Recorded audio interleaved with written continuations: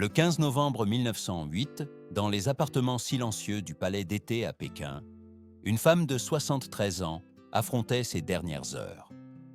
Sa respiration était lourde, irrégulière, et autour d'elle, l'air était chargé d'une peur qui ne venait pas de la mort, mais de quelque chose de plus profond, la crainte que le pouvoir, enfin, ne l'abandonne. Cette femme était l'impératrice douairière Cixi, la figure qui avait contrôlé le destin de la Chine pendant près d'un demi-siècle, gouvernant dans l'ombre, tandis que les empereurs passaient comme des ombres éphémères. Officiellement, sa fin fut présentée comme naturelle, la conclusion inévitable d'une vie longue et épuisante. Cependant, l'histoire accepte rarement les versions commodes. Des années plus tard, des analyses scientifiques révéleraient des traces de substances toxiques dans son organisme, insinuant que même elle, la grande architecte d'intrigue, aurait pu être victime de la même logique qu'elle avait imposée pendant des décennies. L'ironie était brutale. Une femme qui avait fait du poison politique un instrument de gouvernement semblait avoir été atteinte par son propre héritage. Mais le plus inquiétant n'était pas seulement sa mort.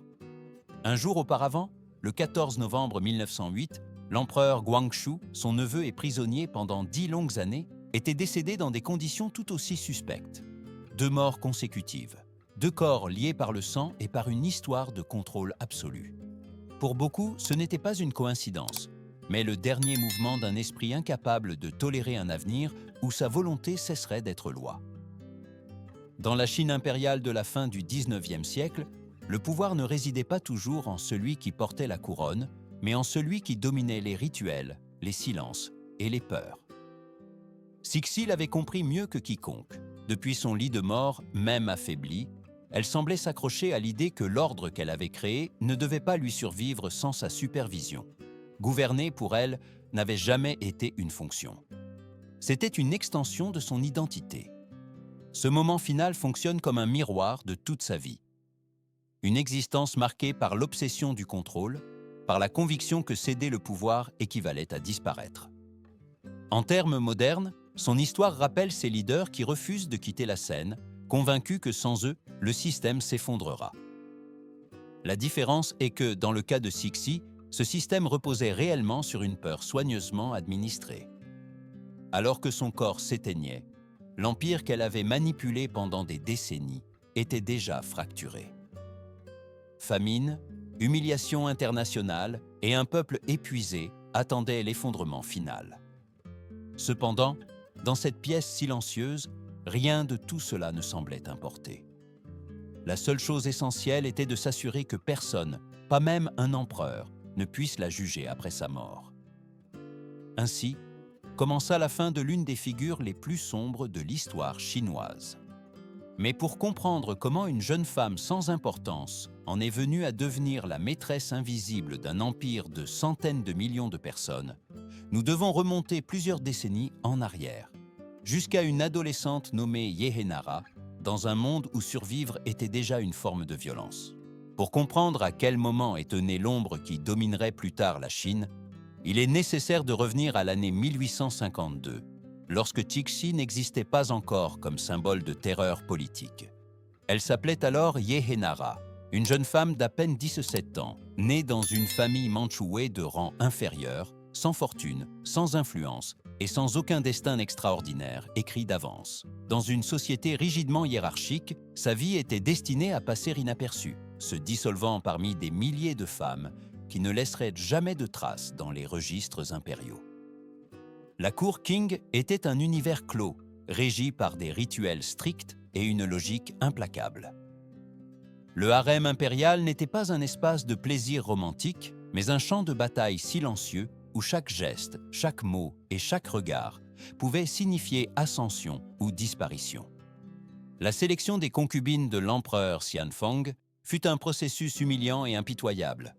Des milliers de jeunes femmes furent examinées comme des objets, évaluées pour leur apparence, leur voix, leur éducation et leur pureté. De toutes celles-ci, seules quelques dizaines furent admises. Yehenara entra comme concubine de 5e rang, le plus bas échelon, presque invisible au sein de la machine du palais. Sa nouvelle vie fut marquée par l'humiliation quotidienne. Elle dormait dans des chambres partagées, portait des vêtements simples et devait s'incliner devant des femmes qui, par hasard de naissance, occupèrent des positions supérieures. Pendant des mois, voire des années, elle pouvait passer sans être convoquée, sans être vue, sans réellement exister. Beaucoup auraient accepté ce destin comme inévitable. Yehenara, non. En silence, elle commença à observer. Elle comprit rapidement que dans la cité interdite, le pouvoir n'appartenait pas à la plus noble ni à la plus vertueuse, mais à celle qui saurait lire les faiblesses humaines. Tandis que d'autres rivalisaient ouvertement pour attirer l'attention, elle apprenait à attendre. Elle étudia la psychologie de l'environnement, les alliances cachées, les ressentiments, les peurs. Elle comprit que l'empereur n'était pas un dieu, mais un homme fragile, épuisé par les crises d'un empire qui s'effondrait. Dans ce contexte, le harem n'était pas seulement un espace intime, mais un refuge du monde extérieur. Et celui qui contrôlait ce refuge pouvait influencer des décisions qui affectaient des millions de personnes. Ce processus d'adaptation ne fut pas seulement stratégique, mais psychologique. Yehenara façonna une identité basée sur la survie absolue. Elle apprit à dissocier les émotions, à cacher ses intentions et à voir les gens non comme des individus, mais comme des pièces sur un échiquier plus grand. En termes modernes, son comportement rappelle ceux qui prospèrent dans des systèmes extrêmement compétitifs, où l'empathie est perçue comme une faiblesse et le silence comme une forme de pouvoir. Lorsqu'elle fut finalement appelée aux appartements impériaux, ce ne fut pas le fruit du hasard, mais le résultat d'années d'observation patiente et de calcul froid. Ce moment marqua non seulement le début de son ascension, mais aussi la naissance d'une nouvelle figure, une femme qui avait compris que, dans un monde sans merci, survivre signifiait apprendre à dominer avant d'être dominé. Dans la logique implacable de la cour impériale, une seule vérité s'imposait par-dessus toutes les autres. Aucune beauté, aucune ruse et aucune alliance ne pouvaient garantir la survie autant qu'un héritier mâle. Yehenara le comprit avant quiconque. Tandis que d'autres concubines luttaient pour une attention éphémère, elle fixa son regard sur un objectif silencieux et définitif. Un objectif qui allait transformer son existence et altérer l'équilibre de l'Empire. L'empereur Xianfeng était un souverain affaibli, non seulement par la pression politique d'un pays en crise, mais aussi par son propre corps et son esprit épuisé. La Chine brûlait de conflits internes, de rébellions massives et d'humiliations face aux puissances étrangères.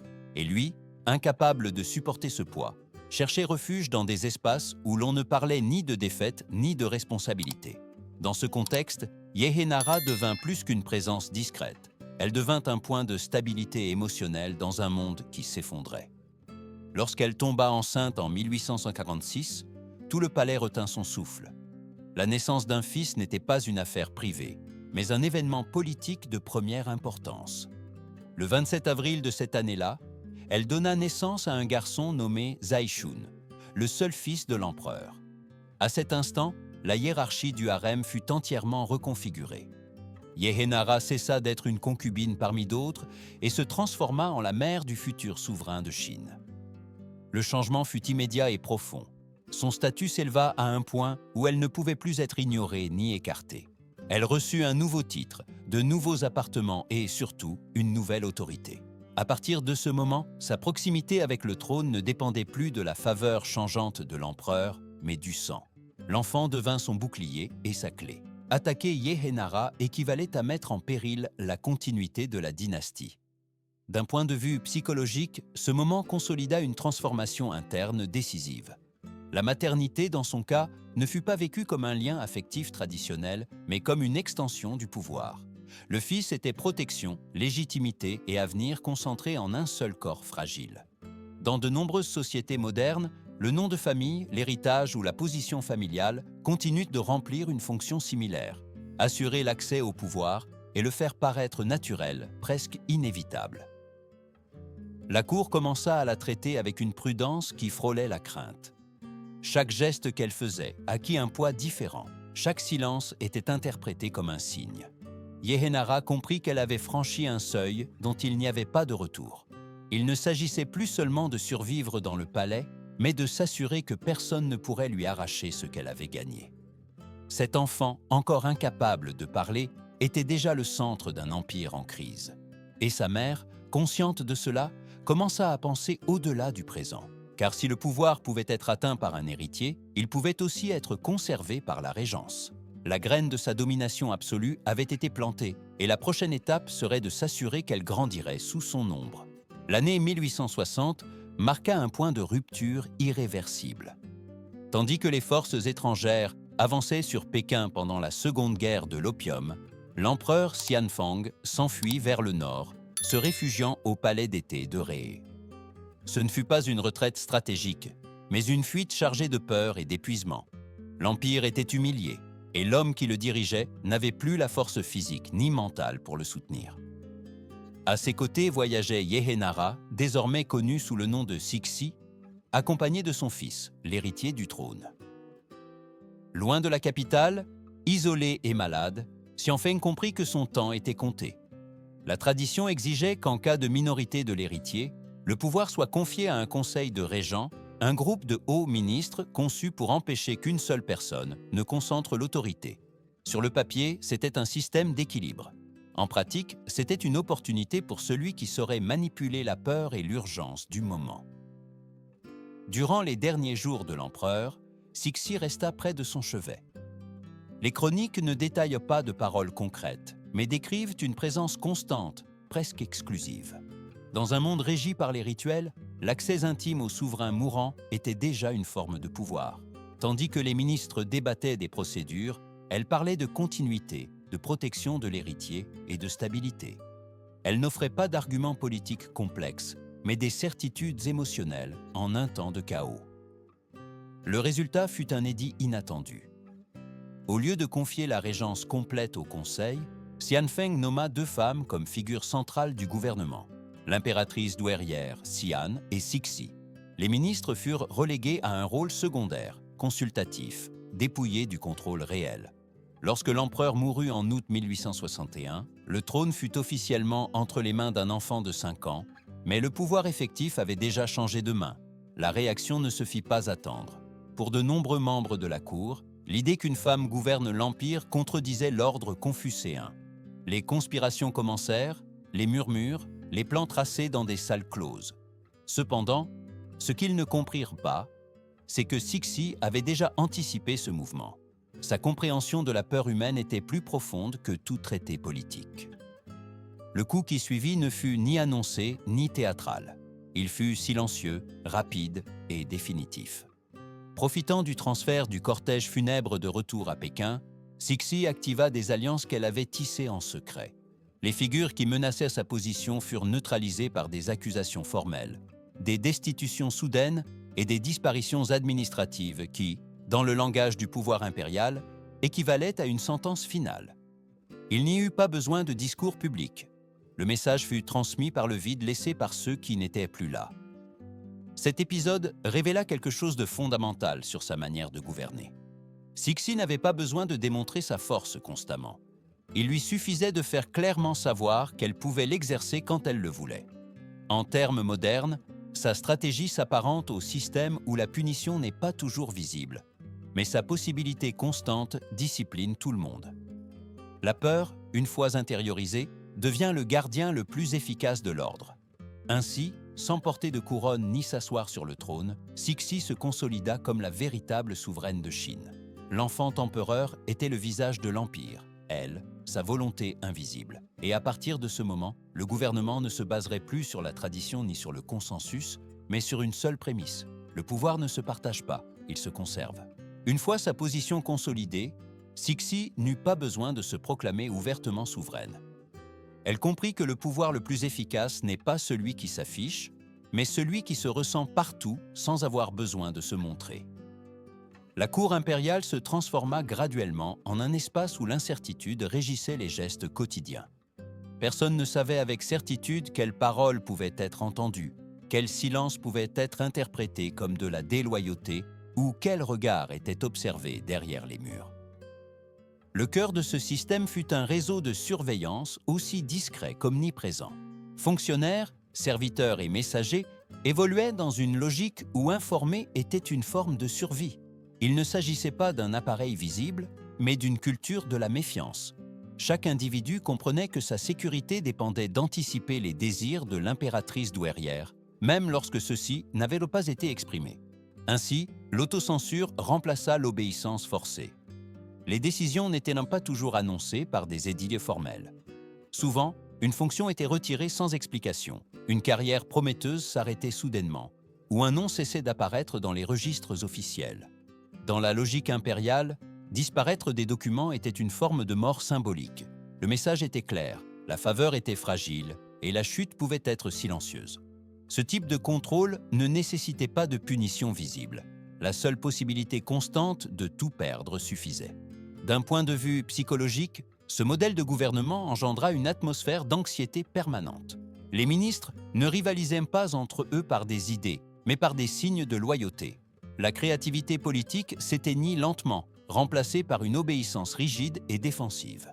En termes contemporains, cela rappelle des organisations où la peur de l'erreur paralyse toute tentative de changement, produisant des systèmes apparemment stables, mais profondément fragiles. Cixi observait ce processus à distance. Elle n'avait pas besoin d'intervenir dans chaque conflit, car le système fonctionnait déjà par lui-même. La peur avait été intériorisée. Chaque fonctionnaire devenait son propre gardien, ajustant sa conduite pour éviter les soupçons. Dans cet environnement, l'impératrice douairière ne gouvernait pas seulement des personnes, mais aussi des émotions, insécurité, dépendance et attente. Au fil des ans, ce climat eut des conséquences dévastatrices pour l'Empire. Les crises étaient en cachette au lieu d'être résolues, les problèmes maquillés avant d'atteindre le sommet et les avertissements réels dilués dans des rapports complaisants. Cependant, selon la logique de Cixi, l'objectif n'était pas de sauver la Chine, mais de préserver le contrôle. Et en ce sens, le système fonctionnait à la perfection.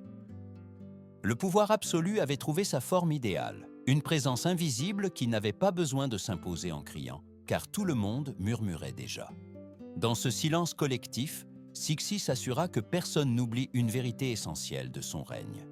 Dans son empire, la peur était plus efficace que n'importe quelle loi écrite. À mesure que les années passaient et que la domination de Cixi devenait incontestable, l'exercice du pouvoir commença à se déplacer des espaces publics vers des sphères de plus en plus privées. Là, loin des édits et des cérémonies, le contrôle prenait une forme différente, plus silencieuse et plus profonde. Il ne s'agissait pas seulement de gouverner un empire, mais de dominer chaque relation humaine qui gravitait autour d'elle. Les sources historiques parlent de rituels nocturnes, de protocoles réservés et d'un cercle intime soigneusement sélectionné.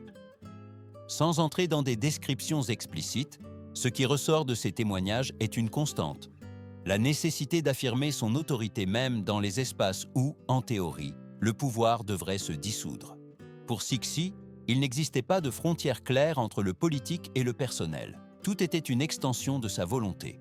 D'un point de vue psychologique, ce comportement reflète une transformation typique des régimes de contrôle absolu. Quand il n'y a plus d'opposition externe, la menace se déplace vers l'intérieur. L'intimité cesse d'être un refuge et devient une scène. Les personnes proches ne sont plus des confidents, mais des instruments. La confiance est remplacée par la dépendance et l'affection par l'obéissance ritualisée. Ce schéma n'est pas exclusif à la Chine impériale. Dans des contextes modernes, on l'observe chez des leaders qui, après avoir éliminé tout contrepoids institutionnel, commencent à réorganiser leur environnement immédiat pour éviter la moindre fissure. La loyauté cesse d'être mesurée par les résultats et est évaluée par la soumission émotionnelle. Le contrôle du corps, du temps et du silence d'autrui devient une forme extrême de réaffirmation de soi. Dans le cas de Cixi, les espaces privés du palais fonctionnaient comme un microcosme de l'Empire. Les règles n'étaient pas toujours écrites, mais elles étaient comprises par tous. La proximité du pouvoir pouvait offrir protection et privilèges, mais elle impliquait aussi une vulnérabilité absolue. Il suffisait d'une interprétation erronée, d'une émotion mal contenue pour que cette proximité se transforme en risque. Avec le temps, cette dynamique alimenta une obsession croissante. Le contrôle ne répondait plus à des menaces réelles, mais à la peur constante de perdre ce qui avait été accumulé. Gouverner cessa d'être un moyen de garantir la stabilité et devint une fin en soi. À ce point, le pouvoir cesse de servir l'État et commence à dévorer celui qui l'exerce. Ainsi, l'intimité, qui pour d'autres aurait pu signifier repos ou humanité, se transforma en un autre territoire conquis.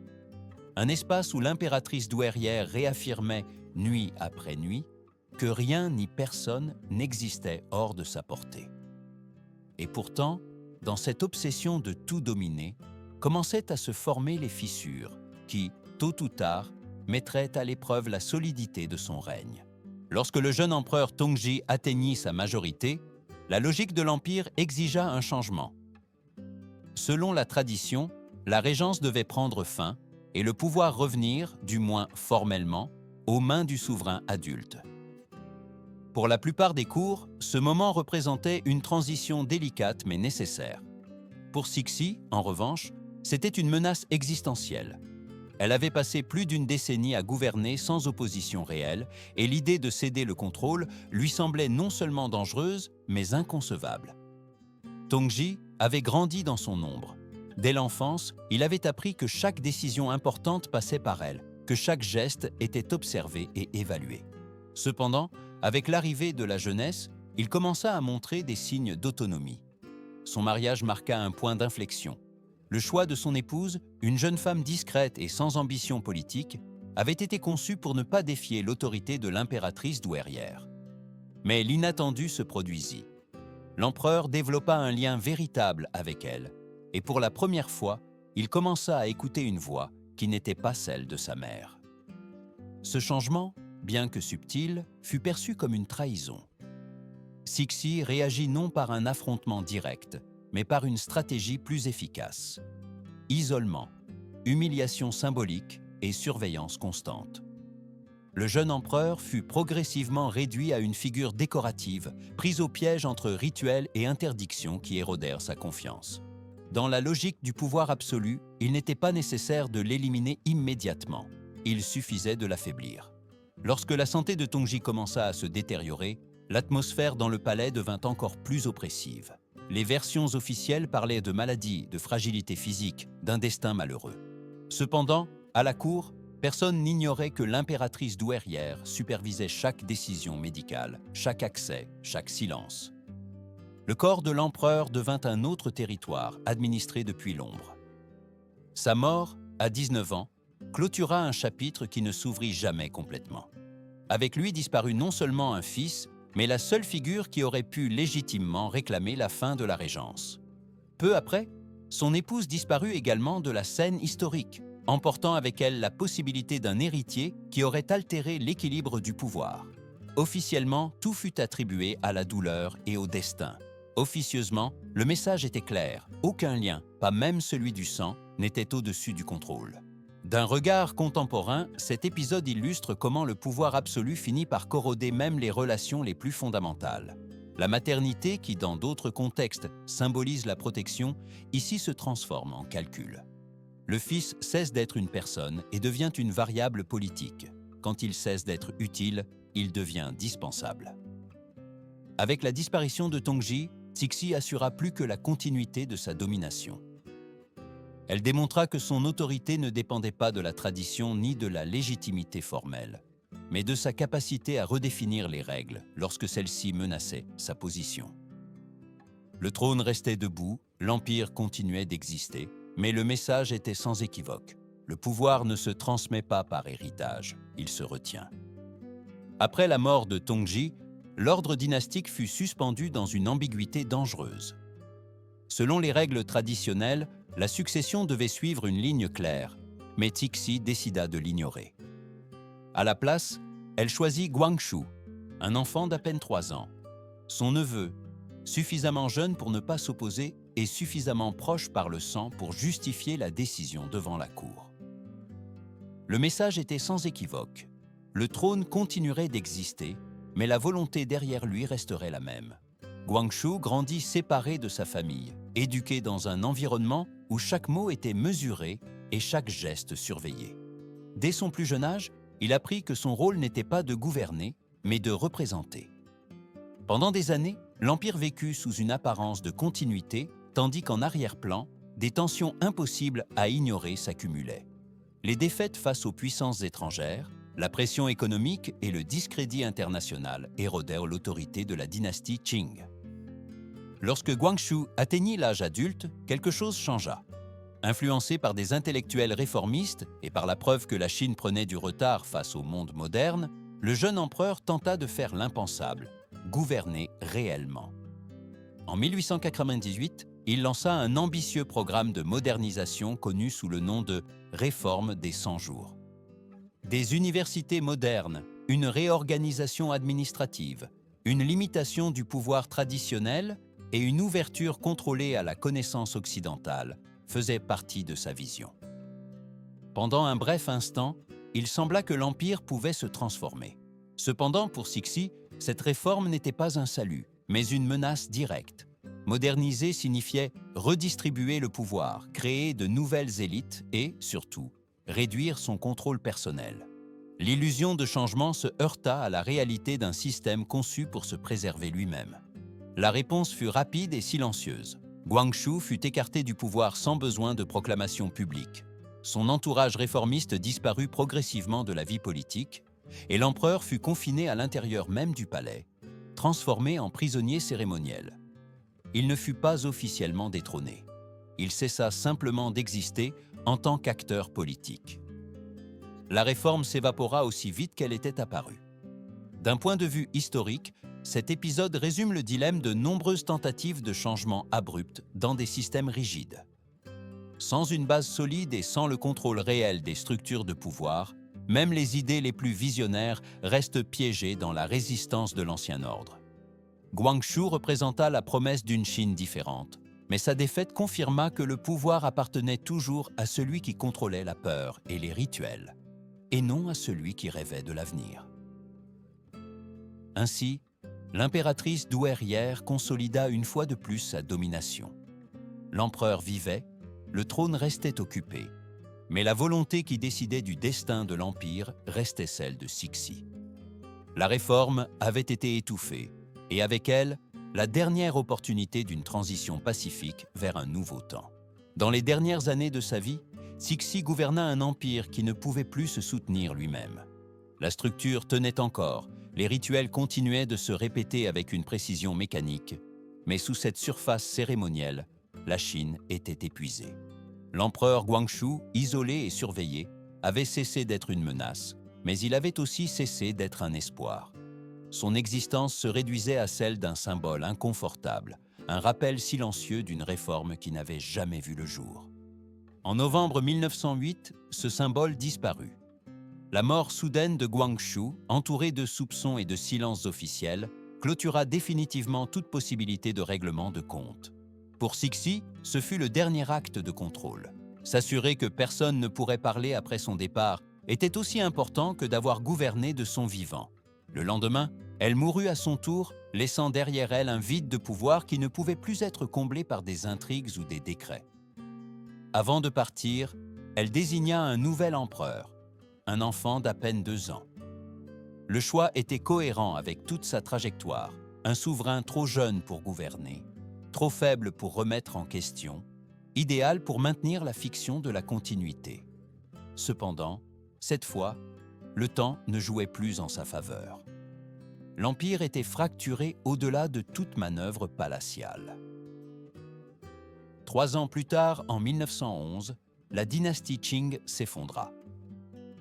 2000 ans de système impérial prirent fin en quelques mois. Les révoltes, la pression sociale et l'humiliation accumulée firent ce qu'aucune conspiration interne n'avait réussi.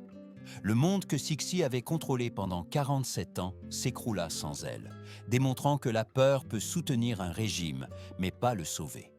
Sa tombe, construite avec un luxe démesuré, fut profanée des années plus tard pendant le chaos des guerres civiles. Joyaux arrachés, symboles de pouvoir dispersés, restent traités sans révérence. Le destin final de son corps contrastait brutalement avec la vie d'excès qu'elle avait menée. Même dans la mort, elle ne trouva pas la stabilité qu'elle avait refusée à tant d'autres. L'histoire officielle tenta pendant des décennies d'adoucir son image, de la présenter comme une figure complexe, voire comme une réformatrice tardive. Mais avec le temps, les archives s'ouvrirent, les analyses s'approfondirent, et le récit devint plus clair. Cixi ne fut pas seulement le produit d'un système cruel, Elle fut l'une de ses expressions les plus extrêmes.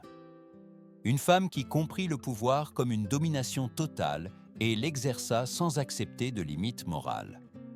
Son héritage n'est pas celui d'une grande dirigeante, mais celui d'un avertissement. Lorsque le pouvoir se concentre sans contrôle, lorsque la survie personnelle devient le seul objectif, même un empire entier peut se transformer en un instrument jetable. Se souvenir de son histoire n'est pas un acte de morbidité, mais de mémoire. Car oublier comment un monde gouverné par la peur s'est effondré est le premier pas pour permettre qu'il ressurgisse sous de nouvelles formes.